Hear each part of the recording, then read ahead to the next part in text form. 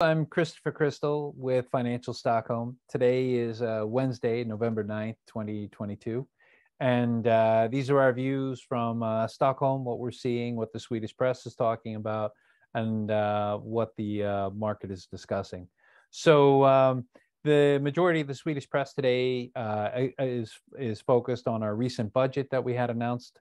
And from there, we have the commitment to safety, which will mean more police. They haven't made that announcement. We have a crackdown on crime and fraud, NATO, and this will offer one of the bigger opportunities because we're going to be putting something like 500 million Swedish kroner, or I'm sorry, 500 million roughly euros, I think, and equating to 500 billion Swedish kroner towards our defense and defense programs. We also had a very big announcement concerning nuclear. So we're going to be going down the nuclear path for our power, which means we'll have reliable power. We've built up a lot of intermittent wind and intermittent solar, and we're in our dark period. It's already getting dark by 4 o'clock in the afternoon. We don't have the sundown yet at 4 o'clock, but it's getting dark. And we're increasingly getting less early morning daytime. So solar is great in the summer, but not so good in the winter in Sweden. So we have a focus on nuclear, and that's good, I think, and because we'll have reliable power, and that will tackle our electricity needs. But of course, it's going to take some time.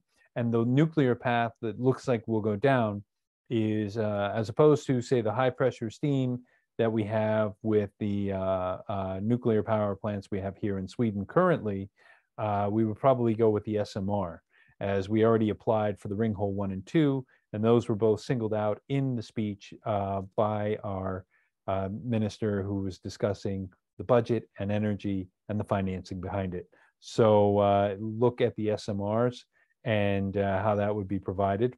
And remember, everybody here loves Bill Gates, so it could be something like TerraPower. I don't know.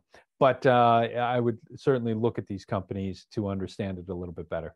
And of course, NATO is in discussion because we'll have to spend our military budget for NATO. And we'll have a few NATO ships coming up to Stockholm this week on the 11th, and they'll leave on the 14th. So they'll be in the Stockholm harbors around Frihamnen. And we're committed to NATO, as is the EU. The EU is extremely committed to Ukraine, and has told Ukraine that they will be there as a partner by their side. And out of the EU today, we saw that there is a commitment of 23, excuse me, I think it's actually 18 billion in 2023.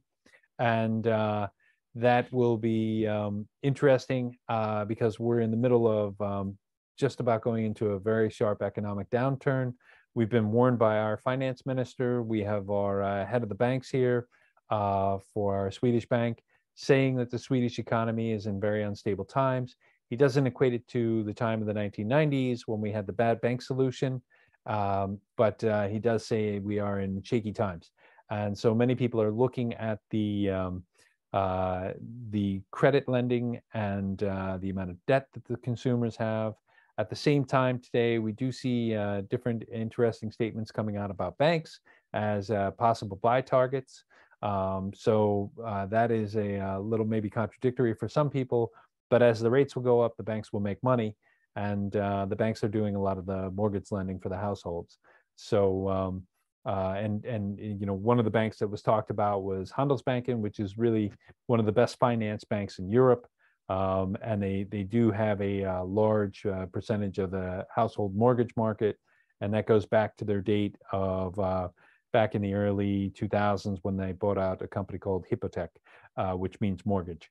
And so we have the LNG issue. That's creating some problems because we've had a mild winter, but we've been buying up all the LNG. We do know that the United States will be contributing more billions cubic meter of LNG to Europe. And I think it was something like 15 billion cubic meters more. And that will certainly help countries in like Africa, where they need the gas. And Europe has been buying up all the gas. So it's been creating a price spike. But We will be looking, like I said, at the nuclear, and probably looking at the LNG as a immediate solution. Out of the COP27, Sweden's very focused on that.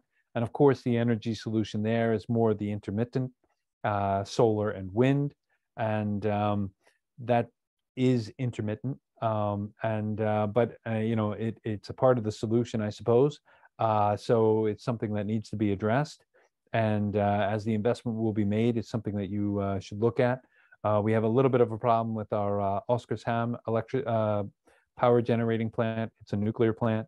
They had to take it offline today, so we'll see a little spike in our electricity prices. That doesn't help out the Swedish economy. Also over in Finland, they're scrapping their second nuclear plant. And I'm not sure exactly on the reasoning why, but they're moving away from it. And so then we will have tougher times in Sweden. The economy is in somewhat bad shape, and we will see the interest rates continuing to hike, is the general feeling. And in the interview with Stefan Ingves, he is talking about a banking rate or interest rate, more lending rate of about 4 to 5%. And but he's going to keep his eye on the inflation. He's going to keep his eye on the rest of the economy and the indebtedness to see what the rate hike cycle will be, and if it'll be sharp or in gradual easements to do this. So that will be a big focus going forward, how he's going to be responding. And then, as I said, we're in NATO, or we're not yet in NATO. We have some negotiations with Turkey that are ongoing, and we are still negotiating that. But I live in a different part of Sweden other than Stockholm. I live down in Kalmar, and we've had a lot of vegan jets flying overhead over the last 2 nights. There apparently was an incident, as it's reported, between a vegan jet and an airplane, but no more details given out on that. But we did have Russian U-boats being seen during the summer near to one of our islands, which is called Gotland. It's one of our largest islands, and we did mobilize tanks and so forth on the island to kind of show them that you can't invade Gotland. So I think a lot of the Swedish economy, it's already getting frayed because of the cost and because of the inflation. We're looking at around 11%. And the higher electricity prices are causing a lot of this, and then the higher food cost. So the NATO issue is putting a lot of people on edge, and we are seeing a slowdown in lending, especially on the private equity side in technology. But it's an issue that will continue to plague us for some time. But there are opportunities, and so certainly looking at the good companies will be good. Another key thing that Sweden is focusing on is the U.S. election. And of course, I mean, who isn't? Everybody's doing that. And so there was no red wave. So I think that that's good in general for a kind of economic sense, that you won't have the Senate and the House being taken over by Republicans, or not to the degree that you would need to see an impeachment of Joe Biden, and how that would maybe upend the kind of economy.